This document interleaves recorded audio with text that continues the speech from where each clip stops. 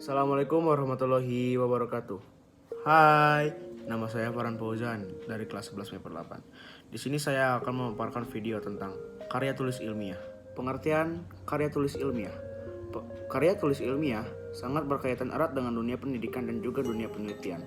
Kebanyakan karya ilmiah yang diterbitkan merupakan hasil dari berbagai macam riset yang dilakukan oleh lembaga penelitian ataupun lembaga pendidikan. Mahasiswa saja misalnya, setiap mahasiswa telah lulus pasti pernah membuat ataupun mengarang karya ilmiah berupa tugas akhir. Karya ilmiah berupa tugas akhir biasanya merupakan syarat utama yang harus dipenuhi oleh mahasiswa yang ingin menyelesaikan studinya. Tujuan karya tulis ilmiah adalah yang pertama, sebagai wahana untuk mengembangkan ide secara terurat yang disusun secara sistematis. Yang kedua, sebagai wahana transformasi pengetahuan antara lembaga pendidikan dan masyarakat. Yang ketiga, melatih berpikir dan menulis di bidang ilmu pengetahuan. Ciri-ciri karya tulis ilmiah. Yang pertama, ada sistematis. Sistematis dengan mengikuti kaidah-kaidah kepenulisan yang berlaku. Sistematis ini menyangkut dari susunan penulisan, pelaporan teknik analisis data maupun tata cara penulisan. Yang kedua, logis. Artinya, karya ilmiah harus dapat dinalar oleh akal setiap orang. Ciri-ciri logis ini akan memberikan pengaruh terhadap hasil penelitian yang dijalankan melalui penalaran induktif maupun penalaran deduktif. Karya ilmiah yang menggunakan penalaran induktif digunakan apabila karya ilmiah bertujuan untuk mengambil kesimpulan suatu fakta dan data, sedangkan penalaran deduktif digunakan jika karya ilmiah ditunjukkan sebagai pembuktian suatu teori tertentu. Yang ketiga, objektif. Artinya, karya ilmiah dibuat berdasarkan fakta dan data yang valid, serta bisa dipertanggungjawabkan. Dalam kepenulisannya, karya ilmiah tidak boleh melenceng dan data-data dan fakta yang ada meskipun biasanya dimasuki oleh argumentasi penulis. Karya ilmiah memaparkan fakta didapat dari hasil analisis penelitian, bukan sekedar persyaratan subjektif menulis. Sehingga seorang peneliti karya ilmiah harus bisa bersifat objektif dan tidak terpengaruhi oleh intervensi pihak lain. Objektif sangat diperlukan sebab hasil riset nantinya akan digunakan untuk meningkatkan strategi sesuai kebutuhan di bidangnya. Keempat, faktual. Sifat faktual merujuk pada semua data yang digunakan pada laporan ilmiah harus menggunakan data yang sebenarnya dan sungguh-sungguh terjadi. Penulis laporan ilmiah tidak diperkenankan menggunakan data rekaan. Hal ini dilakukan untuk menjamin kualitas penelitian yang dilakukan. Macam-macam karya tulis ilmiah. Pertama, ada populer. Istilah populer dalam karya ilmiah mengacu pada kompetensi massa sebagai segmen sasarannya. Untuk hal ini, karya ilmiah populer menggunakan media-media massa cetak sebagai medianya, agar pembahasan efektif dan akurat kaitannya dengan subjek bahasa tentang TPKI. Karya ilmiah populer yang dimaksud dalam tulisan ini dibatasi pada karya non-fiksi. Apa yang dimaksud dengan karya ilmiah populer? Karya ilmiah populer adalah karya ilmiah yang disajikan ke hadapan massa secara populer pada media-media massa cetak, majalah, koran, tabloid.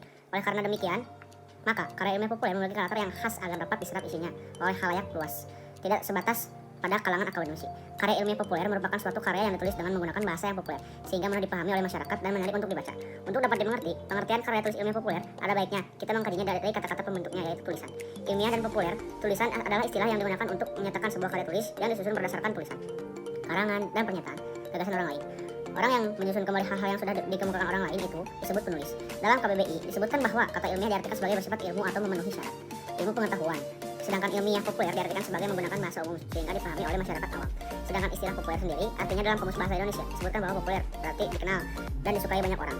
Bisa juga berarti sesuai dengan kebutuhan masyarakat pada umumnya atau mudah dipahami orang banyak. Istilah populer merujuk kepada penggunaan bahasa yang relatif lebih santai, padat, serta mudah dicerna oleh masyarakat pembacanya yang begitu beragam. Semi formal. Karya ilmiah semi formal adalah karya tulis dalam berbagai jenis laporan dan makalah. Yang ketiga, formal. Karya ilmiah formal adalah karya tulis yang menggunakan bahasa baku dan menggunakan kaidah-kaidah penulisan yang baik dan benar. Karya tulis ilmiah. Yang pertama, judul. Judul karya tulis ilmiah ditulis berdasarkan topik yang diangkat sehingga menjadi nama dari karya ilmiah tersebut. Judul harus ditulis menarik dan sejelas mungkin sehingga pembaca mendapatkan gambaran tentang apa isinya. Contohnya, judul-judul yang berpotensi menjadi clickbait pada UA pendahuluan. Bagian pendahuluan, setidaknya di dalamnya terdapat yang pertama, latar belakang masalah. Yang kedua, identifikasi masalah. Yang ketiga, pembatasan masalah. Yang keempat, perumusan masalah.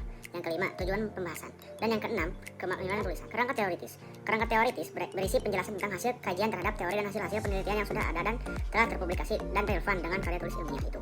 Pada bagian ini, teori-teori para ahli akan diibaratkan sebagai pisau untuk mengupas permasalahan yang disebutkan pada bagian rumusan masalah dalam menyusun teori tersebut.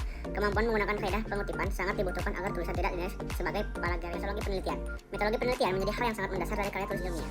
Metode atau prosedur penelitian menjadi petunjuk penulis untuk meneliti dengan langkah-langkah yang benar, sebab jika metodenya salah, pembahasannya pasti juga akan salah. Terdapat dua metode yang di dalamnya masih ada satu bagiannya, yaitu metode kualitatif dan metode kuantitatif pembahasan. Bagian ini harus mendapatkan porsi tulisan yang paling banyak dibandingkan dengan bagian yang lainnya. Apa yang tertulis pada bagian kerangka teoritis akan digunakan semaksimalnya pada bagian ini. Penulis akan menggunakan daya analisisnya secara objektif tergantung pada metode yang dipilih. Jika metode kuantitatif yang dipilih akan dijabarkan dengan bantuan beberapa fitur, seperti grafik, diagram, ataukah tabel. Sementara itu jika metode kualitatif yang dipilih, data akan diuraikan secara kesimpulan dan saran. Terdapat dua penyampaian dalam menulis kesimpulan. Ditulis butir per butir atau uraian berupa esai padat. Kesimpulan berbeda dengan rangkuman. Pada bagian kesimpulan, proses pemaknaan telah terjadi, sedangkan rangkuman hanya berisi kumpulan ide pokok. Kesimpulan berisi pemaknaan dari awal pembahasan hingga akhir yang ditulis secara singkat, padat dan jelas. Pada umumnya bagian ini juga menyajikan saran dan rekomendasi. Sementara itu, bagian saran berisi anjuran penulis dari hasil penelitian yang telah dibahas kepada para pembaca atau pihak yang berhubungan dengan topik. Selain itu, saran juga berisi anjuran terhadap penelitian selanjutnya yang sejenis. Yang terakhir, daftar pustaka.